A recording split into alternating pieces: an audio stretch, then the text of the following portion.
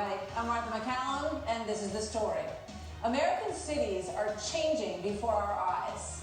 People are leaving them because they don't feel safe, ravaged basically by three plagues. You have the virus, then the devastation of the lockdown, and now the looting and destruction and a 37% increase in homicide in 20 major cities in America that comes along with that. And now the language of those who are destroying and stealing is escalating into not one of shame, but one of purpose. It is a punishment, they say. Watch and listen as they explain in this purported video of a Black Lives Matter demonstration that was taken by Concrete Reporting in Seattle the other night. Watch this. Get your house, get black people back their homes. You're sitting there comfortable as if you're not gentrified in neighborhood. I used to live in this neighborhood. But you used to live in this neighborhood. Your husband and your family was put down. And you're sitting up there having a big problem with your underwear now.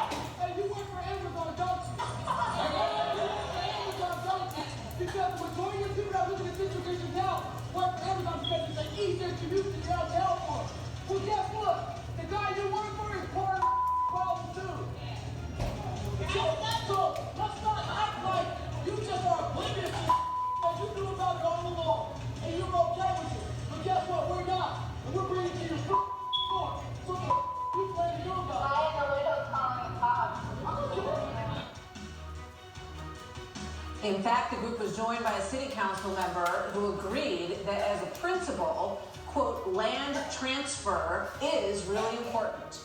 Reparations is the new name for all of this, not theft. I don't care if somebody decides to loot a Gucci or a Macy's or a Nike, because that makes sure that that person eats. That makes sure that that person has clothes. That is reparations. So this is no surprise that they feel emboldened because the police are under pressure to back down. At least 19 cities, as well as D.C., have voted for some version of defunding the police. Seattle's one of them. New York is another, where they cut $1 billion and 600 police officers. Murders are up 30% in New York City over last year. So this is the superintendent of police in Chicago, David Brown. He is holding firm, and he's trying to send a message. If you come downtown to loot, CPD is going to arrest you. So he's trying. His counterpart in Seattle finally gave up. Chief Best, she left her post this week after she made a valiant effort that found absolutely no support from the mayor in Seattle. So here tonight, Bernie Kerik, former NYPD police commissioner, and John Kass, Chicago Tribune columnist and member of the Tribune's editorial board. Gentlemen, thank you very much for being here. Two of our most important cities in this country. And John, let me start with you. When you hear the language of those individuals outside of that building yelling at the people who live in the apartments, basically telling them that they have to leave and give up their home, or they will find these individuals at their door. The left believes in the utility of violence. They believed that during the French Revolution many years ago, and it seems like they believe it now with Black Lives Matter people supporting the looting and this thing in Seattle. They might as well put a sign over their heads saying Trump 2020, because people don't take it. They will leave. They'll just leave. Taxpayers don't hold news conferences. They just go. They vote with their feet. And if the cities cannot protect their safety, they're gone. Yeah. Obviously, you know, a lot of people point to the mayors, Bernie Kerik, in these situations. You've got Mayor Lightfoot in Chicago, Wheeler in Portland. You have Jenny Durkan in Seattle. And de Blasio, of course, Bill de Blasio. I think we have pictures of all these individuals, for those who don't know them, in your home city of New York, which has just changed so dramatically that a lot of people are heartbroken by it. You know what, Martha, Mr. Katz has a really good point, and I think that's drawn out in the history of New York City. Prior to Giuliani coming in 1994, that's what people did. People left. Nobody wants to live, visit, work, or go to school in a place where they're not safe. And what did they do when New York City had 2,200 homicides a year? they left. They got out of town, they moved, and then Giuliani came in and cleaned it up. And as we cleaned it up and violent crime and murder dropped, the people started coming back. Economic values increased, the real estate value increased, tourism increased. But Mr. Katz is right. The taxpayer, the everyday taxpayer, they're not going to take this. They're going to take off and they're going to get out of town.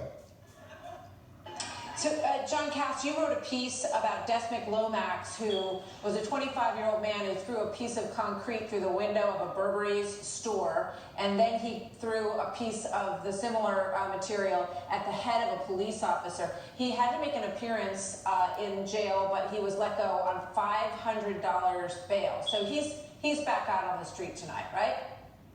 Yes, he posted it was $5,000 bail. And all he had to do was post 10%, so he won. He got the 500 and won. But that's not the only story, Martha. There are many people in Chicago, in Cook County, hundreds of people accused of, arrested for murder, sexual assault, and they are put on either let go on low bonds or put on electronic home monitoring, which is a joke. And that's caused a lot of tension between Cook County State's Attorney Kim Foxx and the mayor of Chicago, Lori Lightfoot, although, Lightfoot is not pushing the point publicly.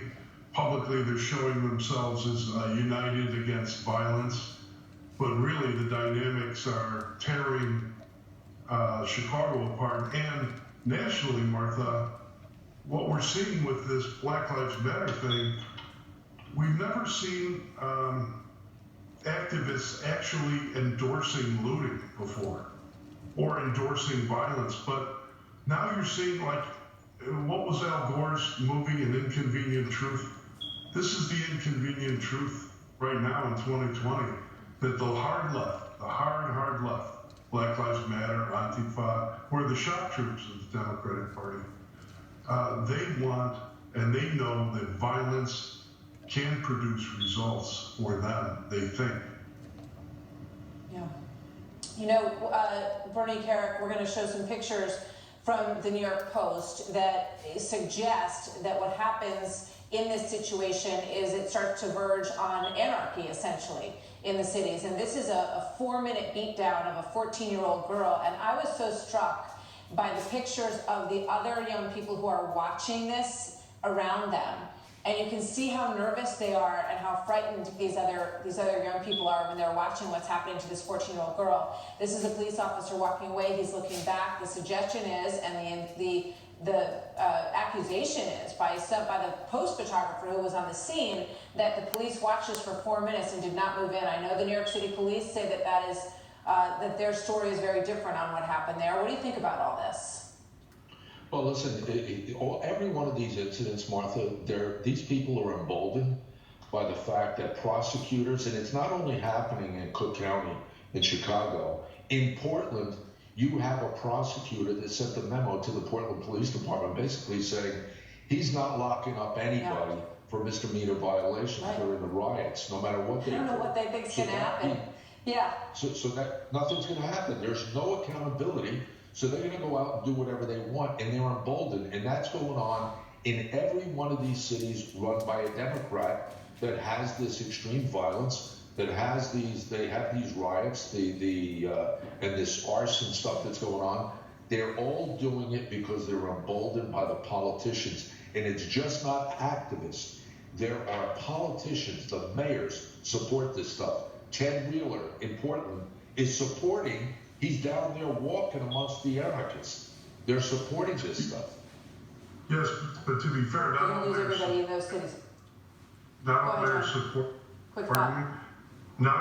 support it. Go ahead, sir. Not all.